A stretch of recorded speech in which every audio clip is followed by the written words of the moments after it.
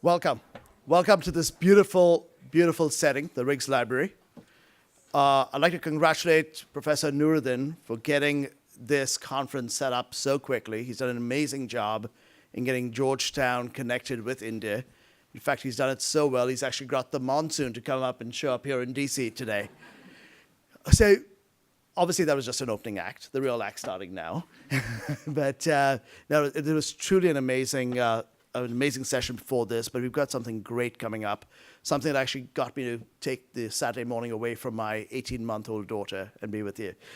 The two people we have are just very impressive. I'm first going to introduce Dr. Vatsal Bhatt, who is one of the leading thought leaders on energy, water, and climate change policies and implementation in urban and sustainable development.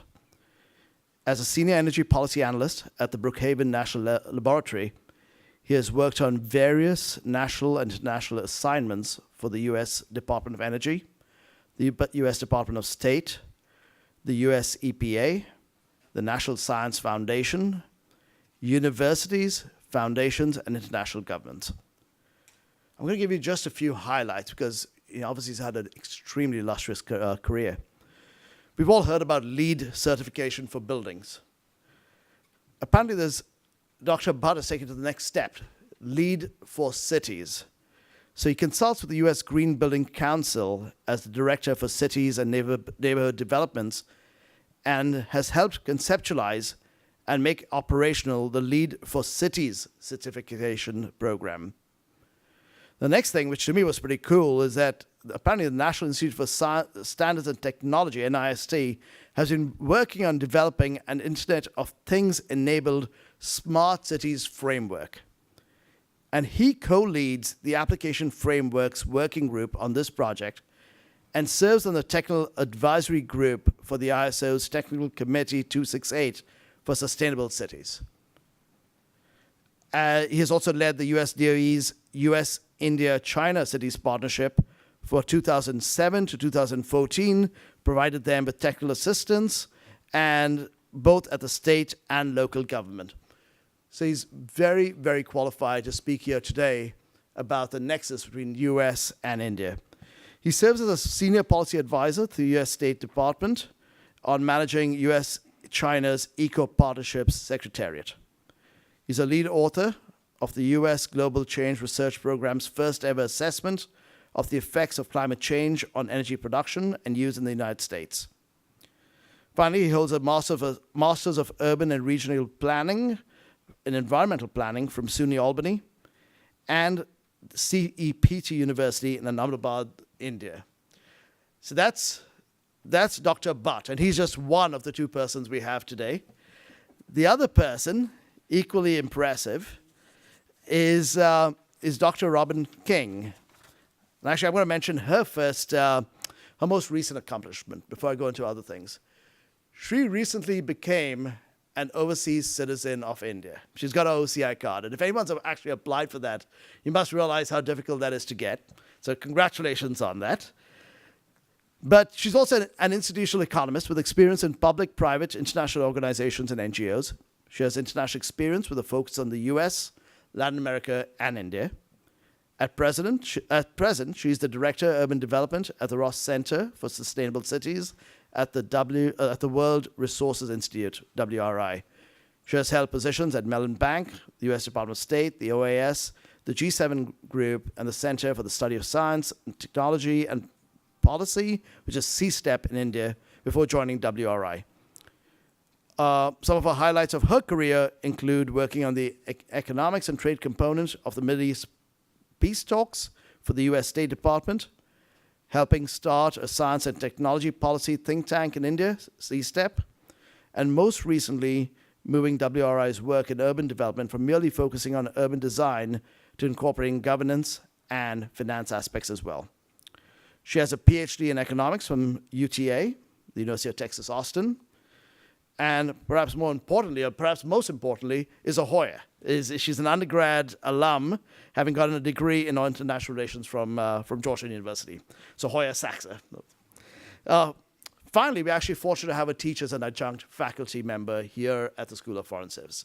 So we have two wonderful people over here. And just as background over here, the topics we're going to cover here, the Prime Minister has launched the Smart Cities mission, and it's been about 2 years to develop 100 cities around India and smart cities. And we're going to touch on a few topics on this. Most importantly, what can we expect the impact of this initiative to be? Based on our two panelists' experience, what best-in-class projects are they seeing implemented across the globe? And what would they recommend that the Indian cities should focus on? And then finally, especially following up on the previous panel, what are there any opportunities for the Indo-US partnership to help fulfill this mission's goal? So finally, I welcome them, and please join me in welcoming them. And we're going to start with Dr. Butt giving us a 10-minute talk on some things he does, followed by 10 minutes with Dr. King, and then we'll have a panel discussion. So Dr. Butt.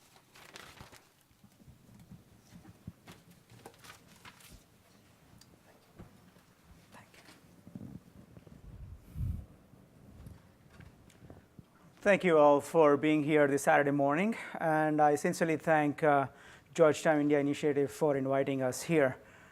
Thanks, Sunil, for that kind introduction. And mostly, would start talking about urban and then also touch up on this Smart Cities Initiative because Robin is also going to talk a little bit more about it. But also, I'll touch upon from my experiences in India, obviously growing up at the same time, studying there. And so when we finished Masters in Urban Planning in '99, we were literally scavenging for work, trying to find out whether we would have some work in future or not, because say the city from where we did, Ahmedabad, had done their comprehensive urban plan probably 15 years ago or 20 years ago, and not other cities were really looking into doing it. So that was the time we were getting out. And from there, '99 to today, we are talking about smart cities and many other discussions. So it feels really good and fortunate to become part of those discussions for last roughly 10 years. And if you have seen that time, really the discussion was that how are we really talking about urban development? And mostly that urban development was done by real estate companies trying to invest and all.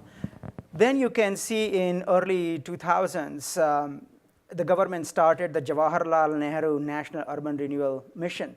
And that really put a lot of this discussion into a great momentum.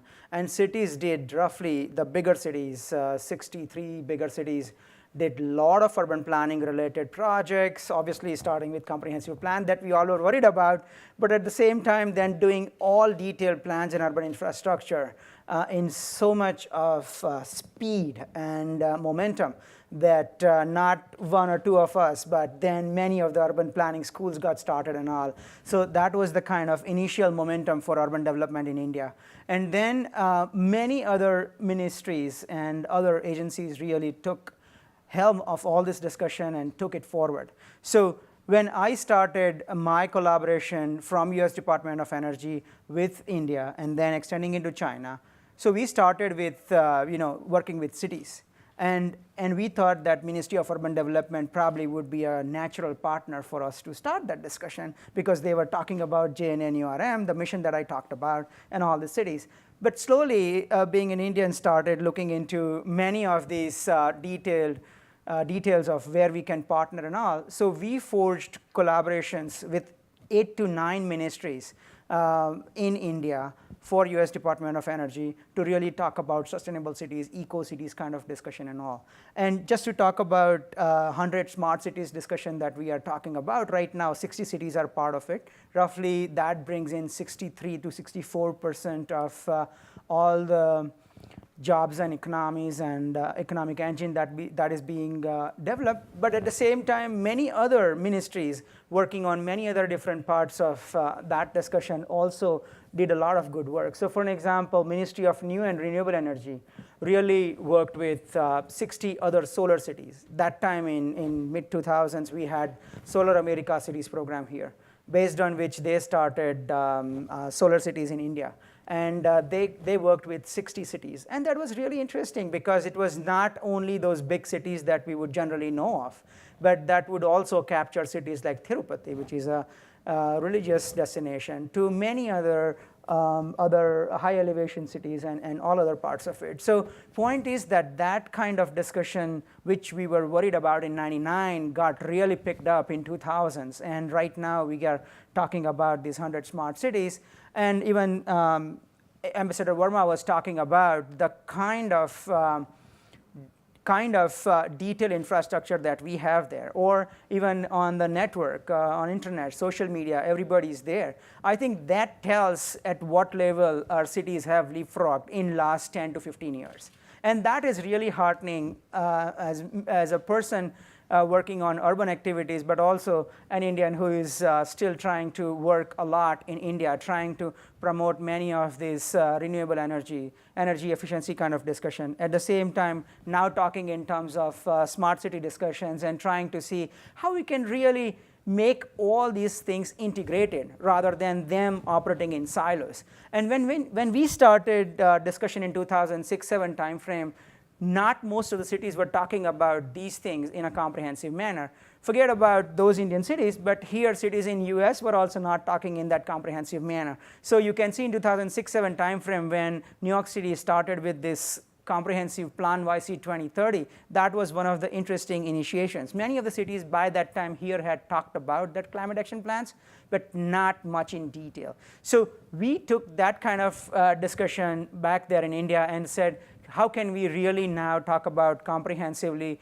working with not only urban energy or water or other smart city discussion, but everything in tandem. And now if you go back to India, you see many of these cities are talking about that comprehensive plan, talking about those details and trying to see how we can really talk about integrated development for the longer term and not lock into some very heavily expensive technology right now.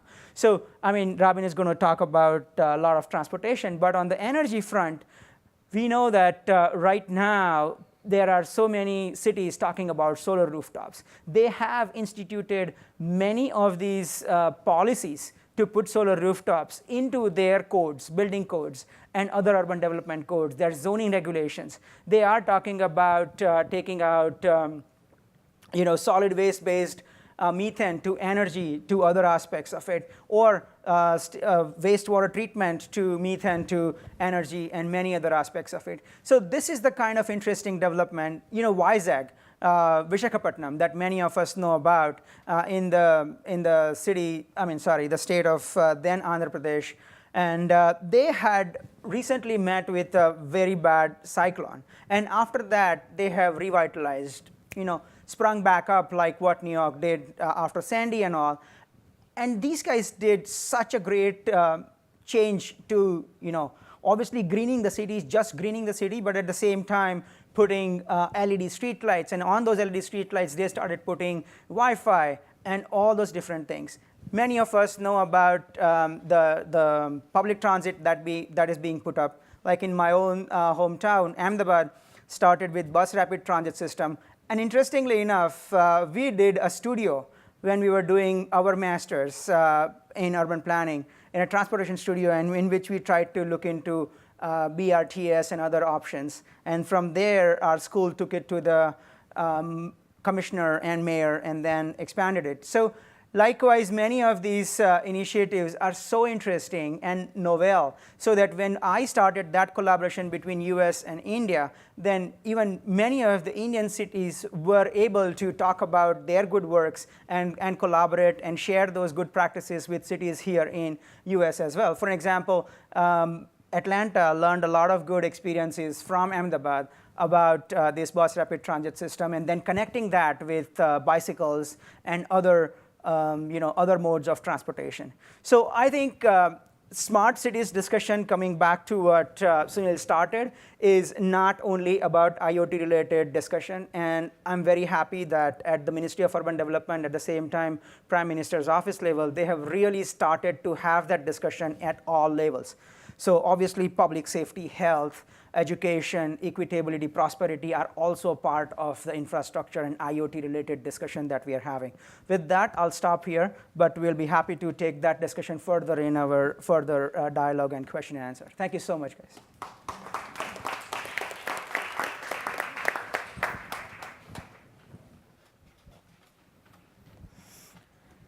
I always have to adjust this. Thank you to everybody, and I think it's a real tribute to the organizers that they were able to get this lovely location rather than sort of some of the more mundane locations that we've got on campus where we often have these kinds of presentations to show how important India really has become within the university, as well as in the minds of the folks who study here and then go off and work in all kinds of places. When I was here as a student a long time ago, I was a Latin Americanist, and my training is in Latin America, because India seemed too hard. It just was like too out of reach. The problems were so overwhelming. But sort of through meeting folks and traveling and working, and then the changes that have happened in India themselves, India really has become one of these sort of great places to look to for models for other places, as well as sort of to try out new innovations. So I'd like to talk about sort of three things, building sort of on what Vatsal said. The first is about cities as a topic. I mean, the fact that cities is one of the main presentations, topics, and sort of panels here is a huge shift.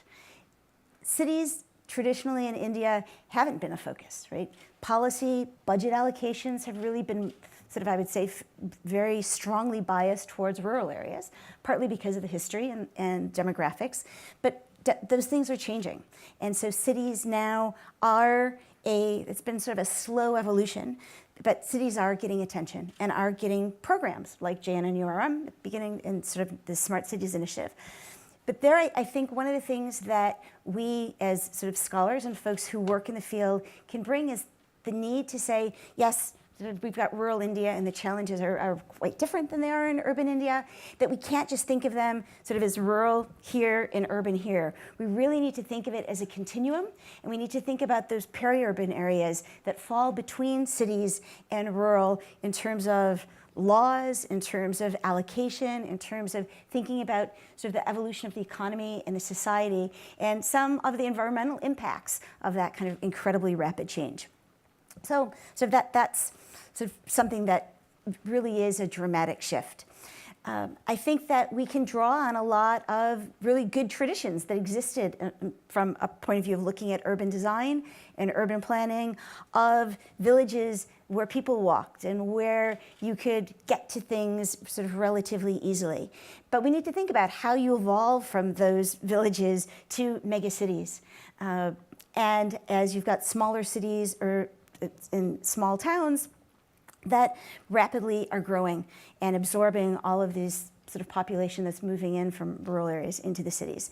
And so it's been fascinating for us as part of the World Resources Institute.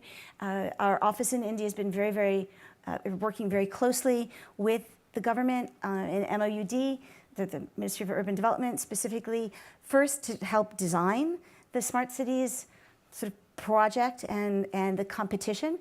WRI was one of several knowledge partners along with ICLEI and the C40 and a few others, partly funded by Bloomberg Philanthropies and sort of Mayor Bloomberg's, what he learned in both New York and then through the C40, the power of competition and of also citizen engagement in that competition, that it shouldn't just be the bureaucrats who are coming up with their great visions of what the plan should be, but to tap into knowledge and energy.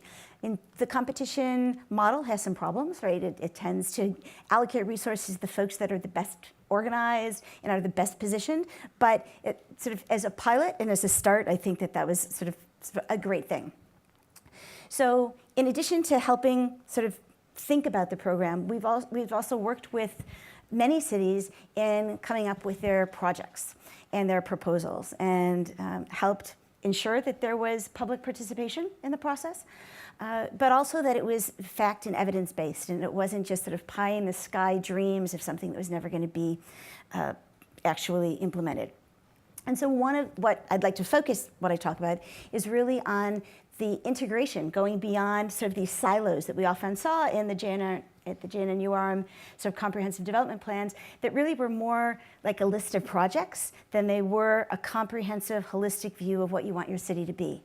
To really emphasize the importance of a vision and leadership to get that vision and to really apply that vision in places.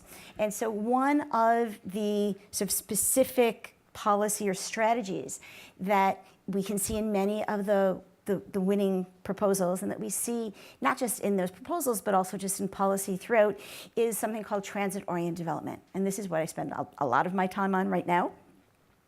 Transit-oriented development is really about integrating land use in public transit and trying to shape the city in terms of sort of how it will grow by creating, if you think about the circulatory system of a transport system to help people move, and think about developing around that so that people can use that transit to move, so they don't necessarily need to always have their car. In addition, though, to sort of connecting to transit, which is really important, you want to make sure that that last mile connectivity is there. So the kinds of things sort of learning from Atlanta, of all places, which is typically not presented as an example of success in urban planning, but more sort of a problem of really seeing how small efforts in neighborhoods and around transit stations can really make huge differences. But then, and because the scale of the issue is so huge in a place like India, going from that neighborhood scale to a corridor, like a transit corridor, to a city and to a region. And again, sort of getting beyond just that administrative limit of a city, but where economic activity and connectivity shouldn't end, because economic activity often extends far into the countryside, into those peri-urban areas, but really connecting all of that together through transit. So we now have in sort of very specifically, Delhi sort of remarkably led the way in terms of officially notifying and having a transit-oriented development policy. But one of the challenges often with policy in India is that it's unintelligible to normal people and to the folks that actually need to implement it. So different folks have worked with UTPEC, which is the part of the Delhi Development Authority that sort of has come up with these plans, to try to demystify the policy a little bit and explain it. And this is a really key piece that often is missing. India is, and before I went to India, I talked to lots of folks around sort of different agencies at the World Bank and at the State Department, and they all told me that India doesn't need more policy advice. It's got great policies. It's got great plans. What it needs is emphasis and some thought about how you actually implement those plans, how you finance them, how you structure the deals that are going to make it happen. And really that's a lot of saying, okay, let's take that policy and really explain it to the people who are going to make those investments. The bureaucrats are going to have to make the decisions about whether they're going to okay where sort of an investment decision is going to be made. And then making sure that you think beyond, if you're an urban planner, that you think beyond just the development authority, but you talk to the finance ministry, you talk to the public works folks, you talk to all of those other people that need to be involved in structuring a plan and a policy and an investment that's going to succeed. And so we have this formally in Delhi now. I would say there's still nervousness about actually implementing it. Ahmedabad, though, is a great case where it sort of happened partly because CEPT, this great university that is a leading university that works on urban planning, sort of is there doing it. And I'd say that sort of the thought leadership there helped tremendously. But it really took a long time for it to get accepted by folks beyond the planners. And that's one of the things that I would say in transit-oriented development is it's too important just to be left to the transport people, because they'll think about making it faster, and that's all, right? And probably not so safe for a lot of us. If you leave it just to the planners, there'll be a beautiful plan. There'll be a map with all the lovely colors, but it won't necessarily think about sort of the reality of how people live and how people work and how the economy works. That's especially important in a place like India that has so much informal economic activity and a lot of buildings that aren't quite legal, right? And so thinking about how you handle that and how you incorporate that and help shape it and move it often incrementally to the future is really, really important. Based partly on the Delhi experience, now the National Ministry of Urban Development has notified guidelines on transit-oriented development for the country, building on the Sustainable Urban Transportation Policy guidelines of about 10 years ago. And so things are starting to trickle down to all of those places, but it definitely is going to take a very long time. And I think that it is important to remember that it really isn't just the folks that are working on TOD sort of in the government that are going to make it work. It's going to be the investment community. It's going to be folks in the banking sector and in the regulators of the banking sector that help funds flow to actually build and support these kinds of buildings and maintain these transport systems for the long term. So anyway, I could go on forever and ever about this. I teach a class on cities in Latin America and Asia, so you all, the students here can take that. I've got a few ex-students who are here, so it's great to see them. But now I think we're moving to the discussion for.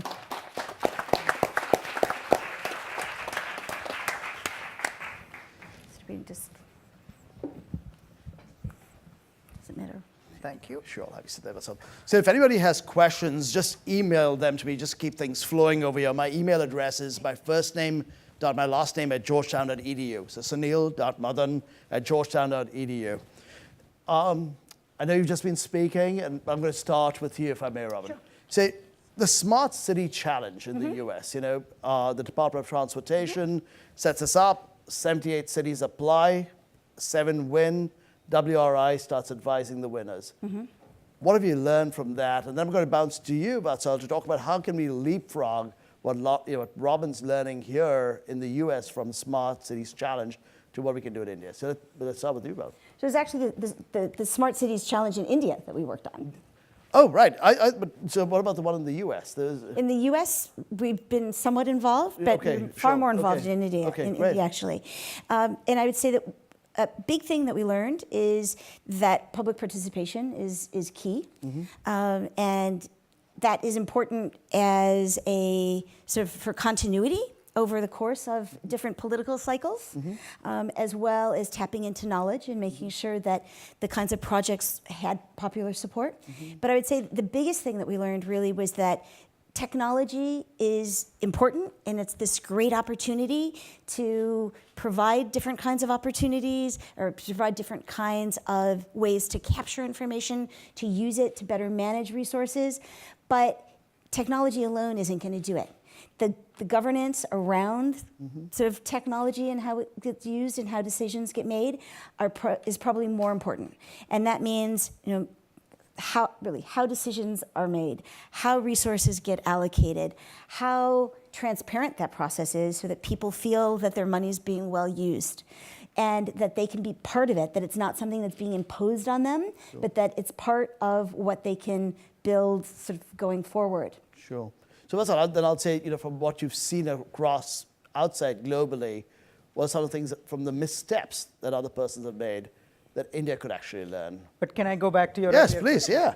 Sure. So I just talked to the guys in Columbus who won that particular Smart Cities Challenge. Oh, fantastic. Yes. Smart Cities Challenge and DOT basically. It was hardly focused on automated vehicles mainly and how to use it. So it's interesting the way they have done it, and this is what India needs to do because, as Indians are prospering over time, the divide between the rich and the poor is increasing quite a bit. And I have also worked in many of the slums in India, so have known those part of the discussion as well and the villages as well.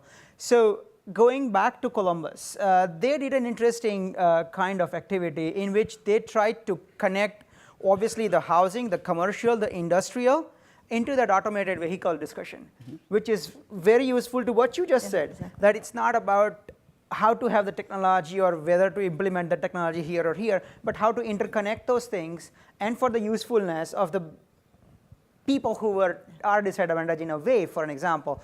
So just building up on what you said, so Columbus has tried to connect with a neighborhood that was really, really disadvantaged for all these years. And you know that here, many of our Rust Belt cities are experiencing those problems all the times. Big highway gets built, and then neighborhoods get left out and all. I studied in Albany. Albany had the same problem and all. And I think they did a tremendously interesting work to connect those things up. Women could not simply go to there are no gynecs in that particular whole big neighborhood. So they have to travel long distances. So they are now connecting automated vehicles and connecting those women to those hospitals and clinics and all. Yeah. They are also talking about Rickenbacker airport, which is a big transit-related and goods-related airport there, and connecting it to see how they can use automated vehicles and all. So these are just examples, but going back to your example and your thoughts about taking it in India, this is what is missing that I see most of the times. Sure. Now, I mean, all due credits to technology, entrepreneurs, and big companies, but point is that everybody is selling, as the discussion here was saying, what is in for me was the kind of discussion, or is the kind of discussion for all these years. So point is that how can we really obviously benefit companies because they need to make profits as well, but at the same time interconnect these dots, as you were saying, implement some of these things. So in many of the smart cities discussion, we call it urban jugaad. We were talking about it before this discussion. Yeah. Urban jugaad in India is so interesting that, as Robin said, there are bottom-up activities happening with all these 60 cities or 63 cities, but at the same time, more cities did that as well, right? To compete, there were like, I'm just throwing out for this last challenge, 27 were selected, out of which probably 60 or 65 participated. So it's so interesting that even in those cities that are not being selected as smart cities, and probably Bangalore, Mumbai, Navi Mumbai are still not part of that smart city discussion, but that's fine. So many good things are happening there. And again, going back to those things, like for example, Bandra Kurla complex in Mumbai is putting up all these smart city technologies, right? But it should not be only in Bandra Kurla complex. It's great to have it as a case study, the first showcase, but then we need it to proliferate all across. So let me ask. Yeah, sorry, go ahead. I was just saying, yeah. I think we need to go beyond sort of this smart cities just being this pilot project, which is sort of the way to see it, so that all of the regulations and the policies allow smart cities to happen. Sure. That it shouldn't just be sort of these 100 when we get there, but it should be every city. Sure. Now let me take a slightly different tack. Please. So Senator Warner from the previous panel talks about the vulnerability of cyber. Right? And obviously you're going into India, and you're obviously involved as the Internet of Things out here. What do you think about the vulnerability of cyber and with the smart cities? And it's obviously a thing that the US faces. What about India? Do you want to go ahead? And actually, before I do that, first, any questions? Once again, sunil.madan@georgetown.edu. Okay. So again, technology. The same problems that we face here, they are faced there as well. And there are more people who are getting onto this bandwagon very quickly than compared to us. Many of us are still resisting getting onto Twitter that actively and all those things, right? So I think to all due credits to what is happening in India and how fast people are moving, leapfrogging it, I think that challenge is very much prevalent everywhere. And I think that is where right now there are so many interesting frameworks being developed internationally as well as nationally to really try to work at those interesting things. Now, as I was pointing out in my last point, all these big companies want to put in their technologies. They have a lot of wherewithal as well to deploy those things, right? In whatever Mumbai, Bangalore, Ahmedabad, or even Vizag. So those companies are right now talking about their own frameworks and their own ways of working over it, their own protocols. That is creating the biggest hassle. Right. Because now interconnecting those protocols and securing them has becoming very difficult because those are technology lock-ins. Once done, it's really hard now to put new things on top of it or adjoining infrastructure connecting to it because they are silos themselves. So are we at risk then? Does that mean that we're at risk of cities being shut down? I mean, we have to realize that the cities in India are already being shut down, not because of cyber issues, but because there's not enough power. Fair point. Right? Fair point. I mean, and it's one of the things I think that we need to be realistic about, right? It's great to think about all these wonderful systems, but if there's not electricity to run it, that's one.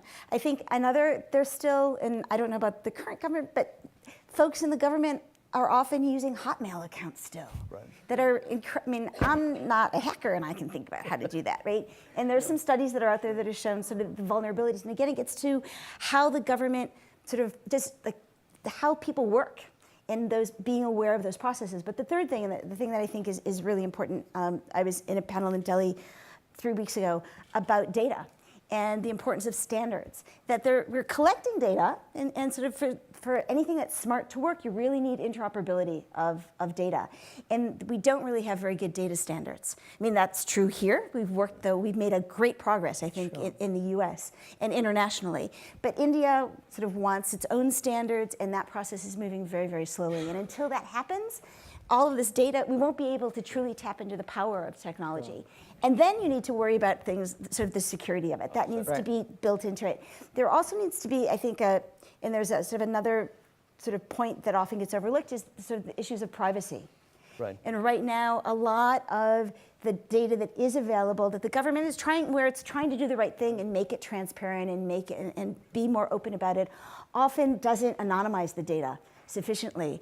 And so that's another point that needs to be taken into account, and that introduces another big cyber vulnerability. So let me take you, once again, a completely different path. This is actually a question from the audience. And given, actually this will be the last question, but I'll have both of you answer it. And it fits very well into our Jesuit mission, right, here at Georgetown. The question from the audience is this. You know, it's great to talk about smart cities. What does that mean for the persons who live at the bottom of the pyramid? And I'll actually start with you, Robin, because obviously transportation fits right in that, but obviously energy matters. And I've got to believe that it does benefit, but I'll turn to you, Robin. So one of the things about TOD that I think is important, especially, is it often is viewed as something that sort of pushes people out. And so I think that the equity elements need to be in it from the very beginning, that we need to think about transport corridors as connecting to people and connecting those people to opportunities that haven't been connected previously. But one must think about that from the very beginning and sort of build it in. It can't just be something that you think about afterwards, and that doesn't always happen. And this is one of the good things about doing some of this kind of work in India, is that it's virtually impossible to do any kind of project without taking those kinds of, that into consideration, just given the demographics sort of and the reality of it. And so that's one where I think India will have lessons to share with the rest of the world, especially with Africa, as Africa now is really sort of kicking into its rapid urbanization to start the path, like behind India. Cool. And so I think that is an essential issue, especially for students, folks that come out of a place like Georgetown, but for everybody. Absolutely. That's what I mean, bounce to you. What do you Surely. think, energy part trickling down?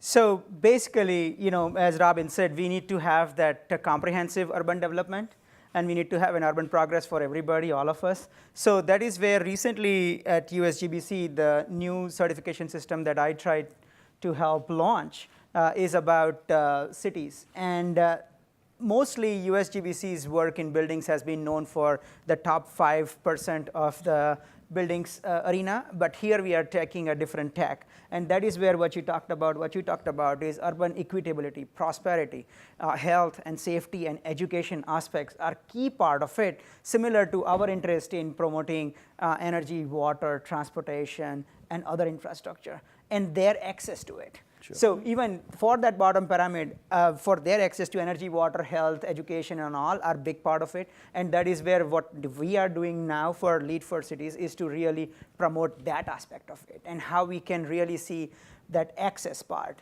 the availability part, and usability part. Access is one thing, and then usability is another thing. So we are trying to work with cities at all levels of that urban progress and how we can compare those cities with the world cities so that those standards from the world cities can also be incorporated into Indian cities and all. And leapfrogging can happen even at that level. So it's a great... Well, thank you for that.